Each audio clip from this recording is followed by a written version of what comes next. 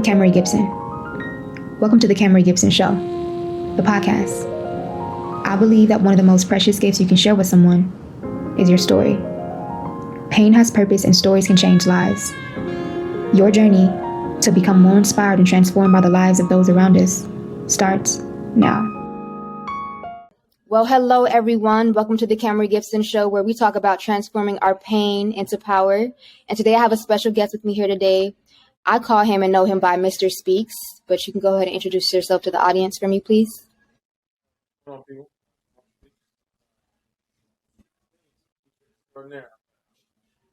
Okay. So, Mr. Spees, where are you from? Where did you grow up?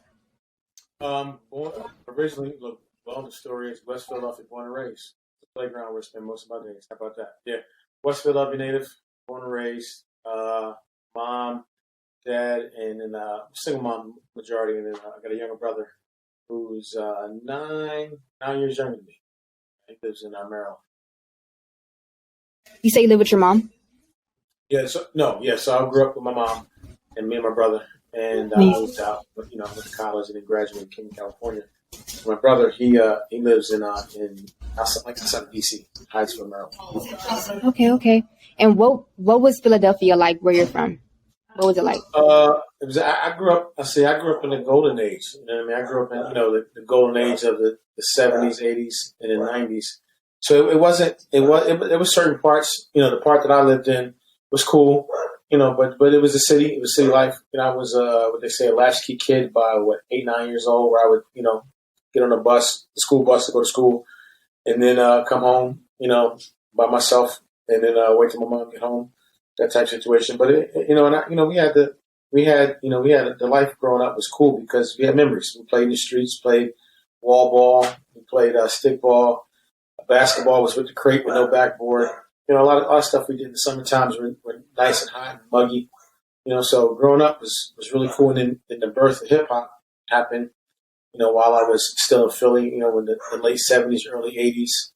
That whole situation, and then ended up, leaving Philly, going to college. But it was pretty good. I mean, you typical, your neighborhood bully, that type of stuff. But it wasn't nothing crazy. And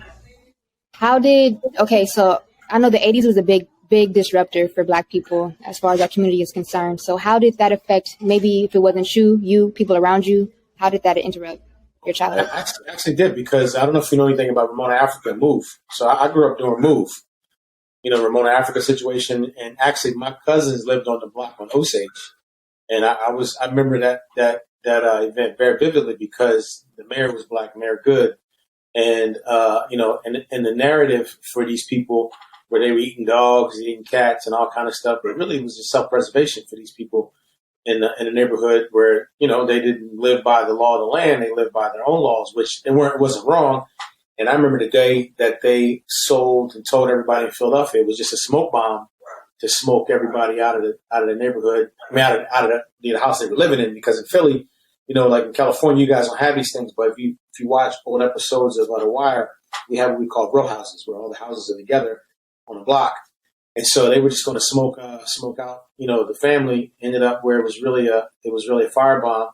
But then they let the whole 2 blocks burn down. My cousins, I'll never forget, they lost their home because of that. And here we are 20 years later, we find out it wasn't a smoke bomb. The things weren't really going on. So that was a pivotal point in the 80s. And then, of course, and then the big old crack epidemic, and that beginning of that kind of stuff. Just to see, now I look back on it, a lot of the neighborhoods that I grew up in are really, not doing well. They're terrible right now because of just, justification and just all kind of political stuff. Would you ever go back to Philadelphia to live? No. I go back to visit my mom. My mom lives in the same house that I grew up in. Wow. She's still there. We own it and she owns it. And I'm good. I mean, I won't go back. Well, what's interesting is that I came to California in 1998. And I went back maybe 5-6 years after I came out here. And what was interesting is to see the same dudes that I grew up with doing the same thing, living in the same street. Some have progressed, but it was just, it's one of those things where you go back as an adult and you see that you outgrew you outgrew your environment. You know what I mean? It's not that you're better. You just outgrew it. You know what I mean? You became an adult, matured, all that kind of stuff. But no, I go back to visit, and after a couple of days, I'm ready to come back to California. Oh no, I feel you. Okay, you talked about outgrowing your circle. So a lot of people. You talked about hip hop as well. A lot of people have been getting murdered, and especially those who have been going back to their community. Young Dolph, for instance, he was in Memphis, his local hometown. Where he got killed. Nipsey Hussle in our community, he was gunned down right there on Crenshaw. So how do, especially with Black people, our big thing is like authenticity, right? Where you from, you being real with us. How do you think that mindset can kind of hold us back? Well, what's interesting is that I had this conversation with another former graduate. She graduated before you, did another podcast. Is that, as far as the current hip hop, like, I don't know anybody. You know what I mean? The current hip hop, K. Dot, J. Cole, and K. Dot, J. Cole, and Kendrick. I'm sorry, it is K. Dot. K. Dot, J. Cole, and hold on a second. I'm sorry. Can you hit me? You're fine. Hold on a second. Can you hit me? Yeah, you're fine.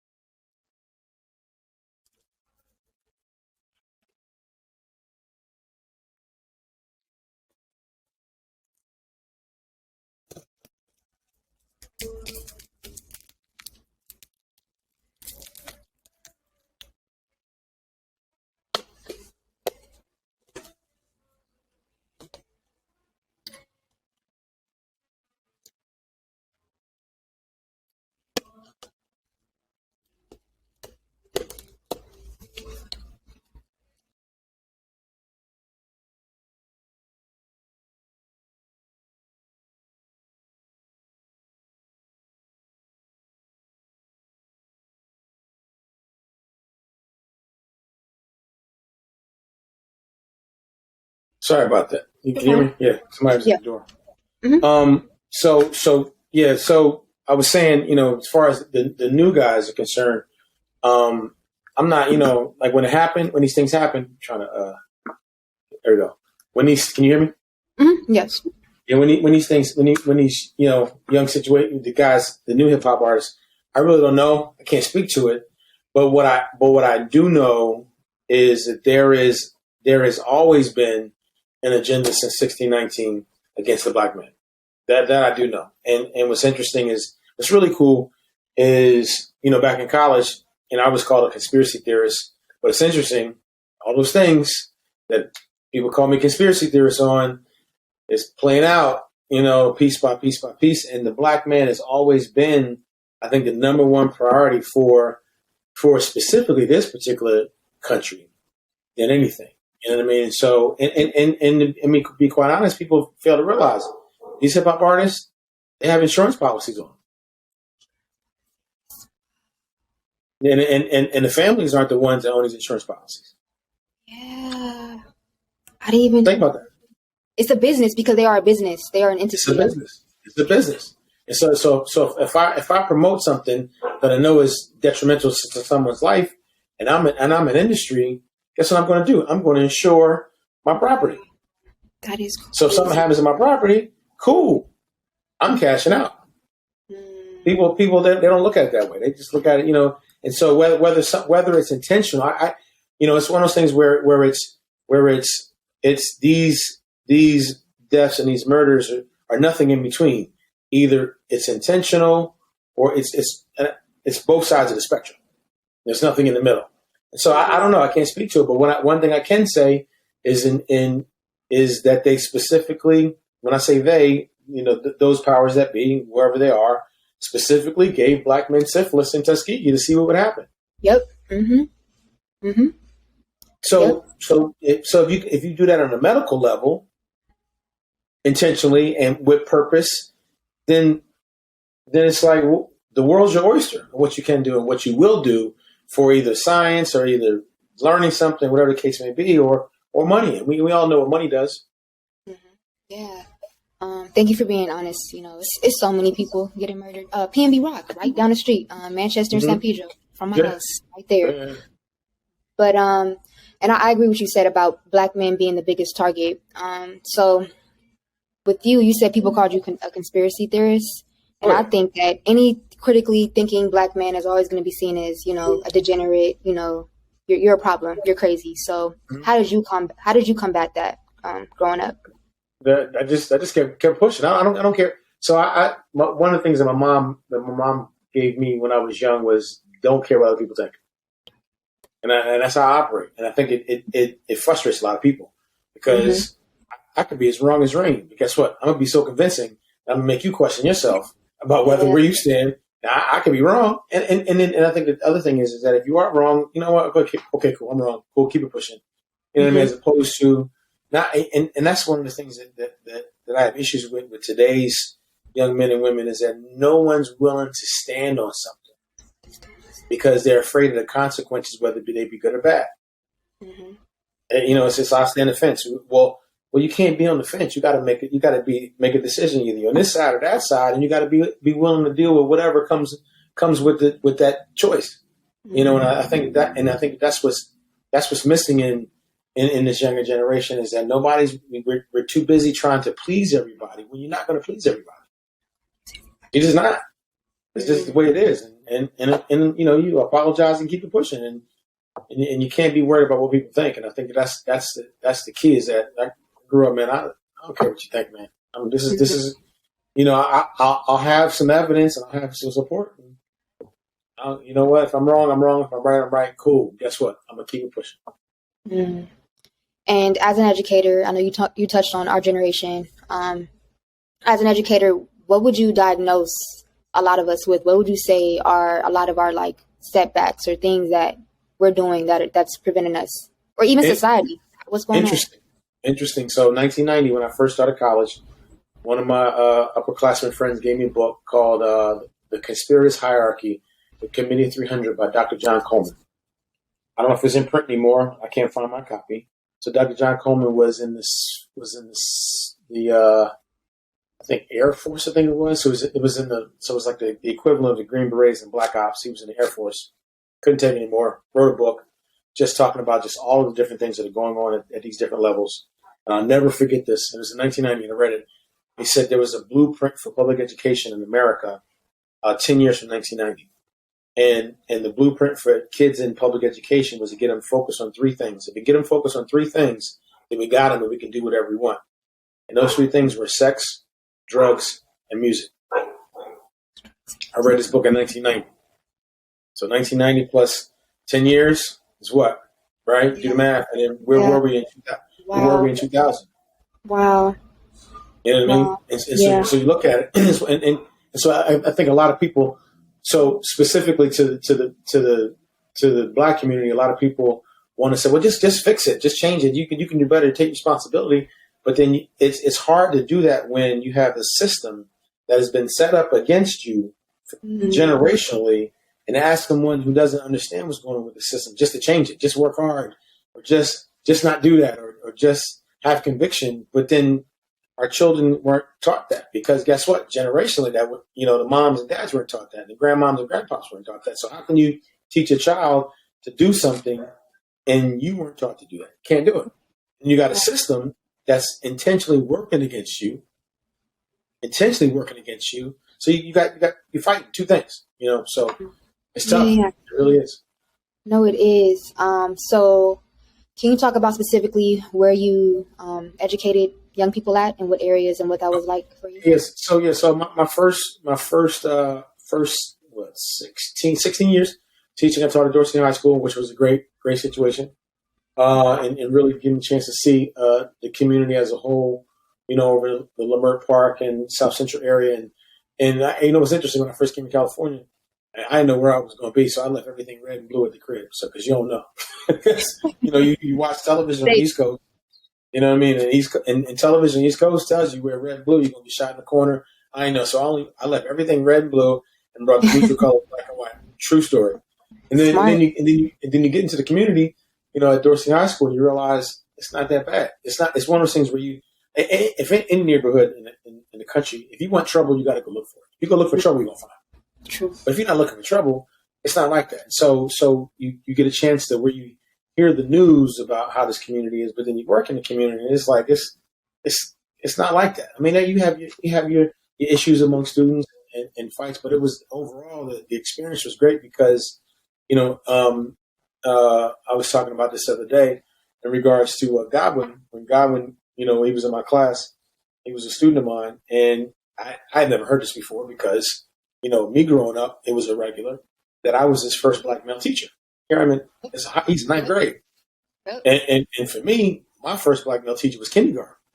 Wow. It's Chauncey. So we grew up with that on the East Coast. You get on the West Coast, and he tells me that, and I'm just a little befuddled because I'm trying to figure out, well, what was you doing the first 8 years? It's like, so black, and there you go. But and quite honestly, for a lot of my kids from the years 2001 or 2 all the way till 16, 17, I was the first black male teacher.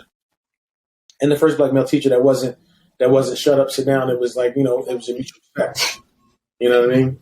And that's a whole different ballgame. And then recently moved to the Valley in the predominant Latino community. And that's new for them too, where black male teachers aren't a regular, let alone male teachers are regular. You know what I mean? So it's been 2 different dichotomies, where one in Dorsey, I got to tell the kids to come sit down and shut up the first 15 minutes of class. And going to my new school, the first day of school, these kids was in class on time, not talking. So it goes from telling them to sit down and shut up to telling them you can talk. It's okay to talk. So it was weird. It was weird for me because, it just was. But then you see that both communities have some of the similar systemic issues, you know what I mean, and some of the same needs, but on different spectrums. What do you think was the reason for you having to waste or spend so much time getting them to calm down? Of course, we have an idea, I personally believe we don't have that village mentality anymore. And it's we're kind of, teachers are getting put with so many responsibilities to be the parent, be the educator, be the friend, So what do you think the problems there were? What? Say it again. What do you think the problems were with getting your students at Dorsey to calm down and be focused? It wasn't really a problem. It's not a problem. It was just who they were. You know what I mean? I think that's what's missing in education is that you got to see these kids for who they are. That's who they are. And it's not a bad thing. I mean, there's been many times. I mean, you've been in class, I'm sure, many times where we allowed the joking session to happen, and just that's just the way it goes. You know what I mean? You got a couple clowns in class, they start shooting each other. Yeah, let it go, and then it turns out to be funny. Turns out to be one of the best classes that day. And I think being flexible because you never know, and I've learned this in the many years. You never know what a kid is bringing to school just to get there. You know what I mean? In regards to the baggage they bring. So it's you got to be amenable. You got to figure out. It's just one of those days. These days, you know what? I'm not going to get anything done. Perfectly fine. I'll get it tomorrow. As opposed to when you like this and kids that nowadays. Well, then when you was in high school, they didn't respect that type of stuff because you guys are little people too. That's true. You didn't treat you guys as little people. What good was it? Okay, just to give the audience some context, Mr. Spees was my drama and my yearbook teacher. So I'm class of 2015. I think it's about 7 years now. I'm getting old. I'm going to be 26 next month. Man, girl, oh my gosh. I'm looking to get married, have kids, but I don't know. We'll see. But yeah, I just wanted to put that out there. And I know when I was in your class, I wasn't really outspoken like I am now, but this is good though. This is different. I know. He was like, because I couldn't quite put my thumb on you, but all right. But now I see. Very reserved. But I'm more into soaking up game and just observing people until I finally feel like college senior year, I finally came into my own. Because I felt like there were other people who were like me, especially growing up and being in the hood, being into books or being into certain stuff. When your peers aren't around you, you can kind of, isolate yourself sometimes. But that was just my experience. But I know when I was in your class and you would talk about you would have us act and do skits. I hated it. I did not like it. And to be honest, I'm being honest, and it was so different to hear a black man talk about theater and acting with so much passion. And to be honest with you, I know some of us kind of associate the dramas with homosexuality, certain stuff like, tights and not being our true selves as African people. So can you talk about how you got into that field? Well, it was interesting. So I actually, the mighty green gold. So I went to Norfolk State University, historically Black College University in Virginia. And weird enough, I came to California, started talking about black schools, and the kids looking at me. What are you talking about, dude? Like, that ain't UCLA, that ain't USC. We have no idea. You'll get out of here with that fake education. Yep. I remember that. I remember when kids like, nobody goes to those schools, and then I would challenge all the kids, and I would say, name all your famous black people. And y'all start naming the famous black people. You would say Felicia Rashad, Howard. You'd say Spike Lee, Morehouse, and you start going down the list. You say Oprah. There you go, Tennessee. You know what I mean? Everybody starts naming these famous black people, and then I would respond with, "Hey, the school they went to," and then you see the brain start to click up. Maybe he's got something here. Well, I'm still not gonna listen to him, but I'm telling you, all you famous black people. But I went and I was a biology major in college because my grandmother wanted me to be a doctor and all that whole thing. And then it wasn't until I went my sophomore year in a zoology class. I'm sitting in front of something. I think it was a shark or something that was open that was dead.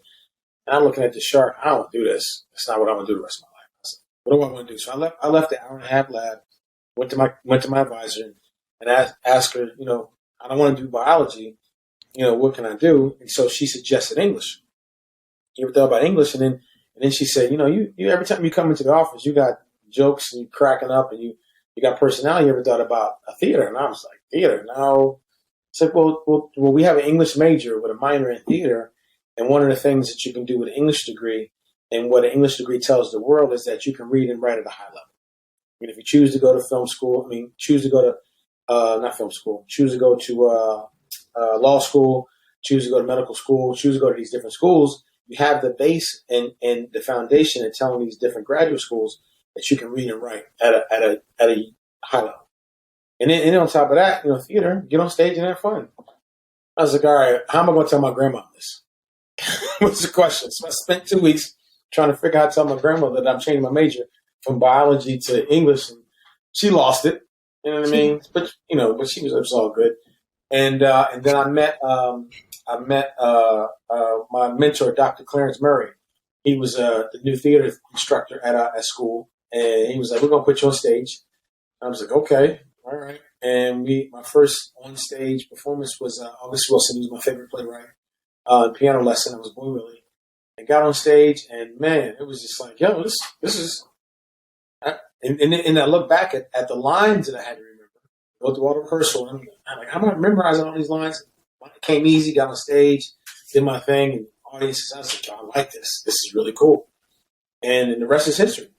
And one of the things that Dr. Clarence Murray taught me was to learn everything. So learn everything from the front of the house to the back of the house. Not just on stage, but how to light a show, how to do sound for a show, how to do the box office, you name it, how to do everything in theater. And I did. And then after that, it was one of those things, I'm going to go to California and just see what this thing is like, this acting thing. And I had a cousin that lived out here that was on her way back to Philly, but she ended up renewing her lease for a year and let me stay with her to see what this Hollywood thing was. And I got out here. And, they say when you come to LA, the stars will get you and you get all caught up. And that's one thing that did happen. And it ended up where the accident was I was working for the YMCA back in Jersey. And then I'm getting a job for the YMCA here in LA, Crenshaw. And my boss is like, go over to this hospital over here and start this teen program. And the school was Dorsey. Wow. Right. So I go to Dorsey to meet with the principal and start a teen program and say, hey, we got this teen program at the Crenshaw Y.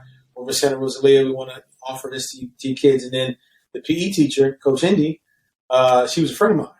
So I'll show up. She's there. She's like, what you doing here? I was like, I came to start a teen program. She said, what you do again?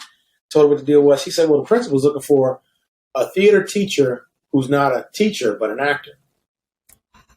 I was like, all right, well, And then I went through the whole process of get my credential. And I ended up becoming a theater teacher at Dorsey. That's how that happened. It was an accident.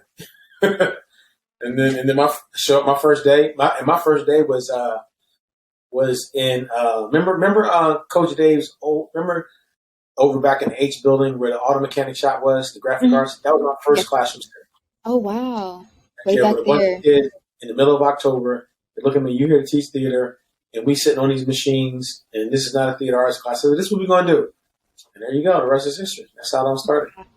Wow. Yeah. So you actually created a program. Yeah.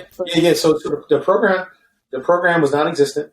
It was existing when I look at old yearbooks, like back in the 70s, they had a thriving theater program, and there was nothing. It was just an auditorium.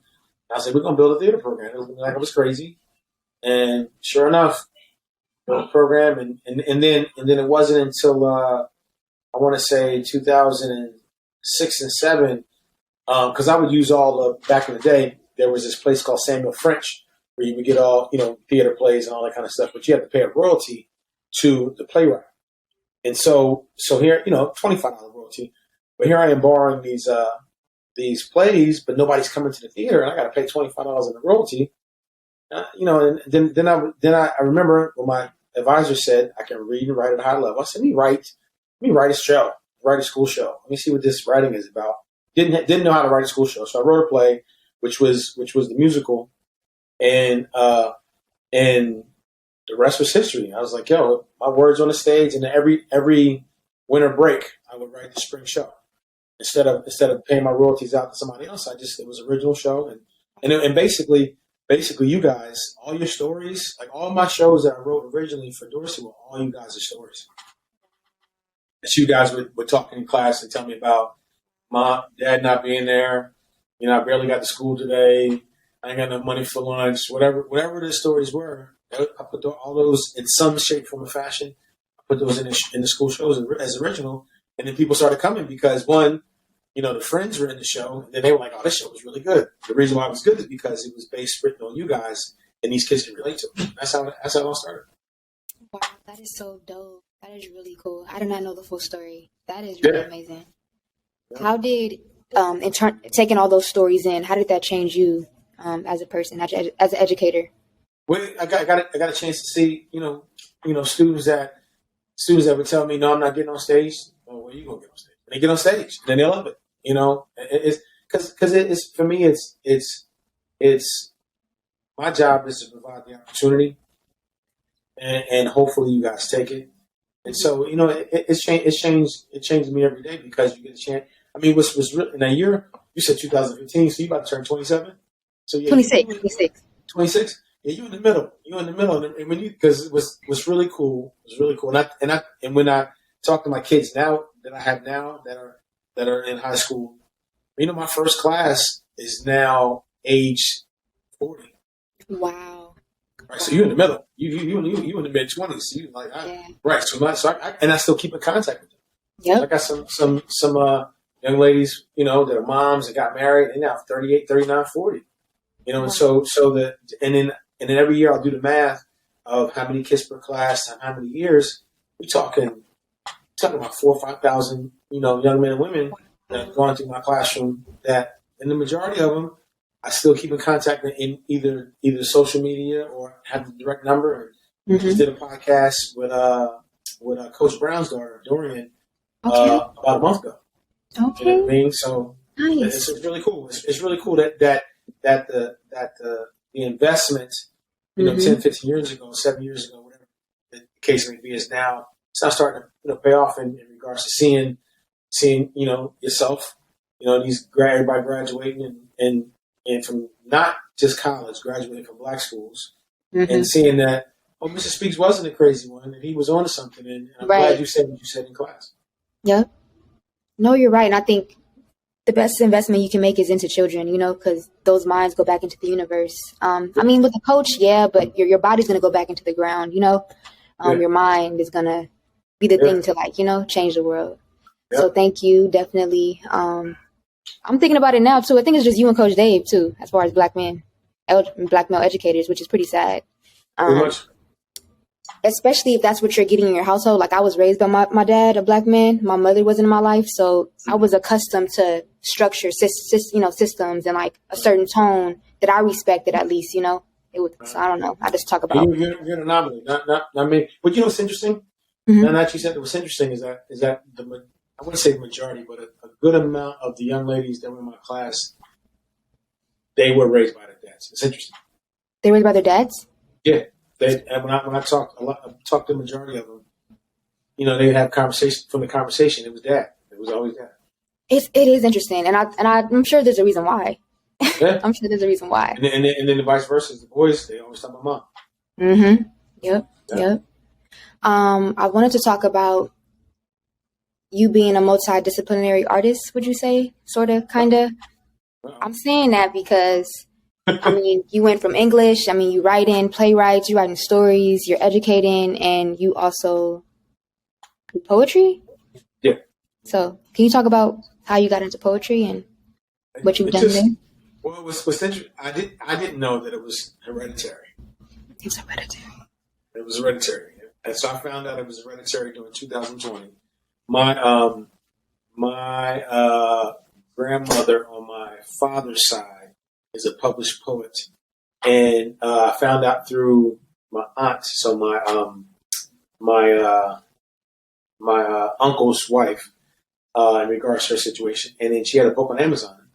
And I purchased it and I actually have it in my drawer. It's a signed copy, and her rhythmic pattern is the same as mine. I had no idea. I just one day started doing it when I was young, and it wasn't like I went to school for it or trained for it. I just started putting stuff together. Mm-hmm. And actually, my wife is cleaning up the office, and she found some of my original stuff that I wrote way back when, like in the 90s. Yeah. Mm-hmm. So it was just one of those things where it's the creative mind is just do it. You know what I mean? Yeah. What did it feel like to put your your thoughts, your ideas out into the world for everybody to see? Oh, it was rewarding. You know what I mean? Rewarding on the reception. I'm actually working on another volume right now, so it was rewarding to see people be receptive to it and quite honestly, it was one of those things where we used to just do it and see what happens. And ended up, people, grabbing it. I love it. I wanted to talk about how did you get to knowing who you were as Jamal Spees? I don't know, get to know who I was. That's a lifelong process, man. I'm still figuring out. Mm-hmm. What helps is being married to a woman. A woman just said that. She just said that. That really helps. It speeds the process up because you got somebody in your face every day. It tells you who you are. Like sometimes you like it, sometimes you like it out of my face. But and there's phases. You got your 20s where you don't know which way is up. You got your 30s and you're trying to figure out which way is down. Then you got your 40s where it's okay. Now I'm figuring this thing out. And then you get the 50s, and you hit the 50s, you don't care what nobody thinks. You say whatever comes at your mouth. You don't really care. Yeah. You know what I mean? And when you just live. I think too many people. I've said this before. I think too many people are concerned, and I talk to my high school kids about this all the time. You're concerned with what other people think about you. Then you're living your life for someone else. As opposed to the quicker you get to not caring how people feel or look about you, the quicker you'll be at peace. Mm-hmm. It's a great life. Yeah. It's an awesome life. It's an awesome life to like, you know what, I'm wearing this today. Mm-hmm. And people look at you, wore that today? Yep, sure did. Yep. It's my body. And what's been interesting with all this stuff that's been going on, and the quote unquote awakening of people. I tell people, well, where you been? Because I've been here since college. 1, 2. Because when you go to black school, this is your education. So everybody, waking up like, oh my goodness, like, no, I learned that way back when. Anyway, yeah. So I've been intentional, very intentional with what I wear as far as clothes are concerned. So I have very controversial things in my closet that I do on purpose. Yeah. Because it's now you want to be awake. Okay, cool. Then here, take this. I went. I have this shirt. The shirt that I bought. Instagram got me on these shirts. The shirt calls "Not Today, Colonizer." So I'll be I'll be going somewhere. My wife said, "You gonna wear that today?" I sure am. I want them to know. You know what I mean? Right. I sure am. And so we went to for my was it Father's Day. We went to the Juneteenth celebration at the Hollywood Bowl. So I wore the Not Today Colonizer shirt, and guess what? It's the best shirt there. So Wow. it's it's one of the things where we just as you each day, and I'm sure you saw from a post of mine. I just finished Atomic Habits. Oh yeah. So it's 1% better every day. 1% better. Ask yourself at the end of the day, was I 1% better today? Was I 1% better today? If you can answer that question, yes, then cool. So that's how you figure it out. Okay, you touched on your wife and someone showing you who you are, that's what people are here for. That's what relationships are here for, to help you learn yourself. So how, especially with my generation, I feel like everybody's just like, F hoes, get money, like girls too, city girls, city boys. It's just a hot mess. So even, me wanting or expecting marriage for any guy that wants anything from me, it's like, girl, what you talking about? So how, as a Black man from your time period, how important was it to like have a partner and then have a family? Well, I mean, it's I think growing up, like I made a decision at 10 not to be the same as my dad. Wow. 10? I made a conscious decision because it was, we were supposed to go to a baseball game and he never came. Wow. So I made a decision that day not to be like my dad. So everything that I did, whether I was a knucklehead or not, it was the end goal was not to be like my dad.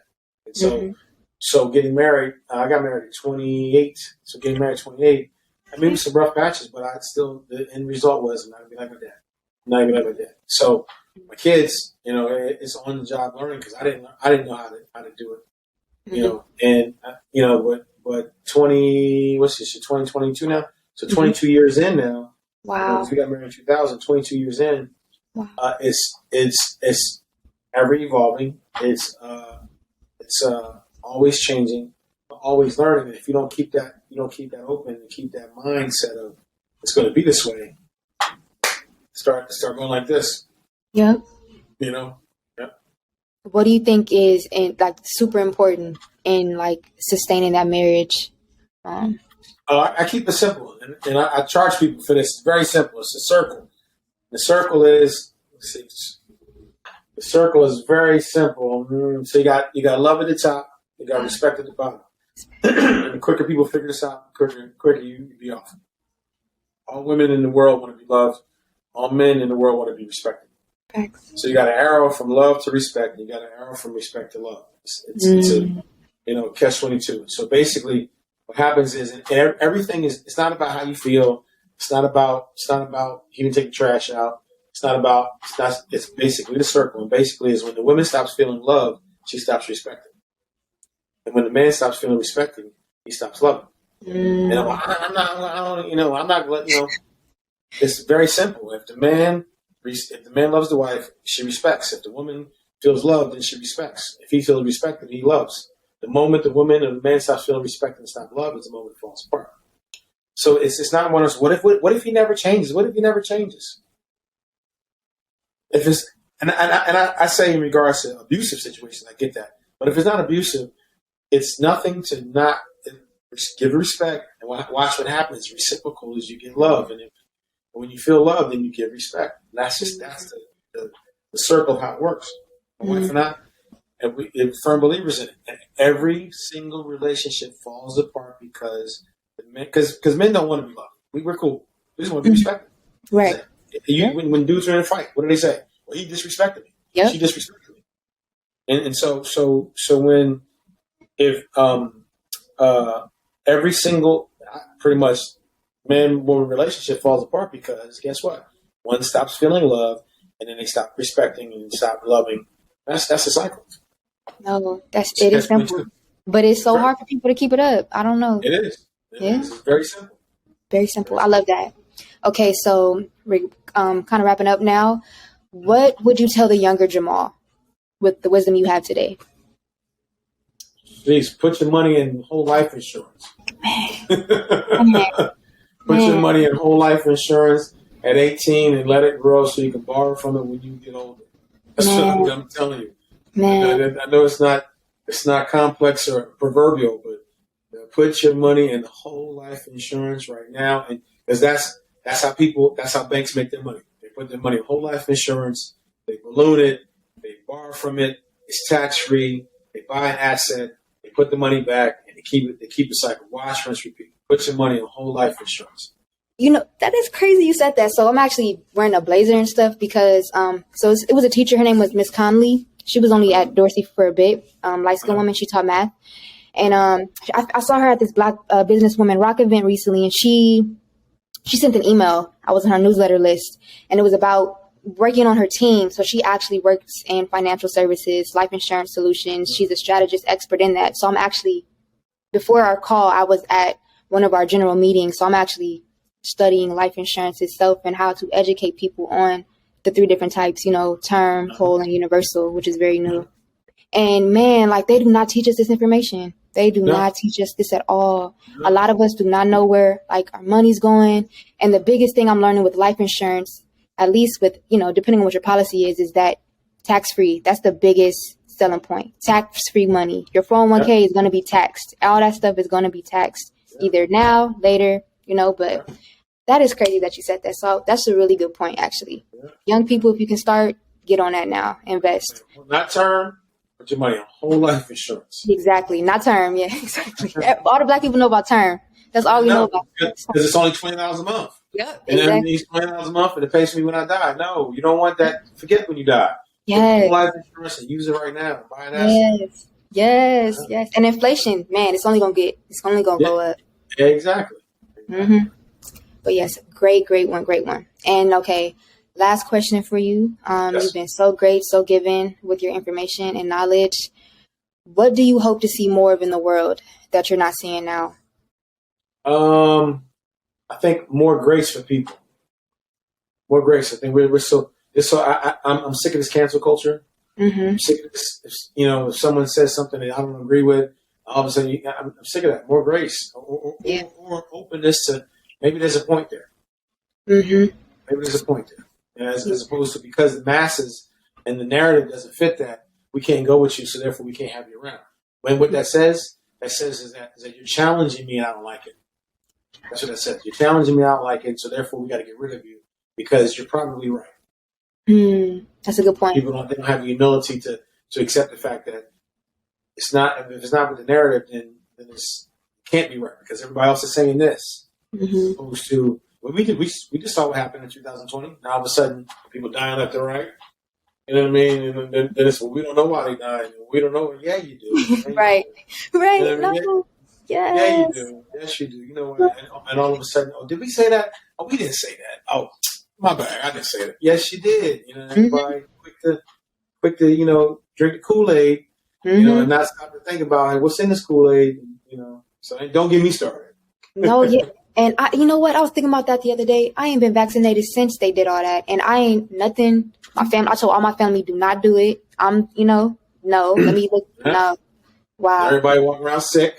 Yep. It's even worse. Right. I haven't caught the flu at all this whole time. I'm telling you. The human body is a wonderful, wonderful organism. And we just don't give it the credit that it's due.